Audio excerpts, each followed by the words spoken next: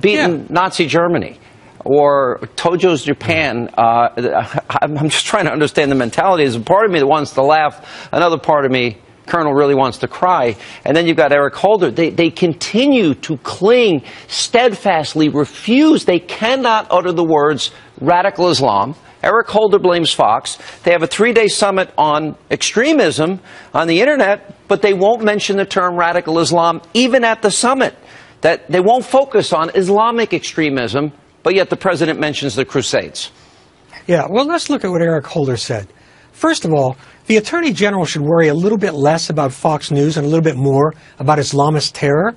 But it also, Sean, it underscores the one thing the Obama administration and the Putin regime have in common. They hate a free media because it challenges them. And I'm sure Obama sometimes wishes he had Putin's authority. But now, consider the idiocy, the sheer idiocy of what Holder said. He said, well, we're not going to call them Islamist terrorists because terminology doesn't make a difference, doesn't matter. Well, if terminology doesn't matter, why not call them Islamist terrorists? I mean, this is kindergarten Marxism. This is the equivalent to me of genocidal, fanatical, a movement similar to Nazism in terms of its fervency, etc. You know, Reverend Franklin Graham actually put out a statement and talked about, imagine the outcry, because he talked about the message that was given prior to the beheading of these 21 people. That was yesterday. 45 Iraqis were burned today, reported by the BBC and Catherine Herridge. And the message, though, of the killing of Christians was, you know, a message signed with the blood of the nation of the cross. And he said, imagine the outcry. How would Obama have reacted if 21 Muslims had been beheaded by Christians? Do you think it would be different? Oh, of course it would be different. I mean, President Obama, again, he romanticizes Islam. He's just got a soft spot for it.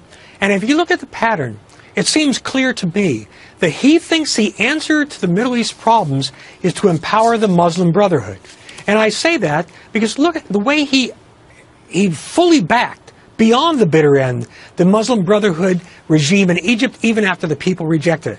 He will not criticize President Erdogan of Turkey, who's tearing apart Turkish democracy, crushing the free press, because Erdogan is a Muslim brother. He will not take on Qatar, which is actually treacherous. Instead, he elevates them as a partner. They back the Muslim Brotherhood, and so on and so on and so on. And the Muslim Brotherhood is not the answer to any problems I see. They're just a lesser part of the problem.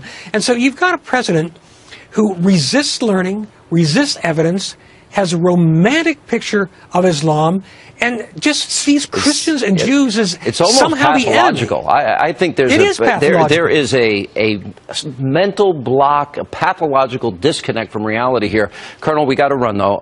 Thank you. We have Copenhagen, 21 Christians beheaded, and 45 Iraqis burned to death today. That's by radical Islamists. Thank you, sir. Appreciate it.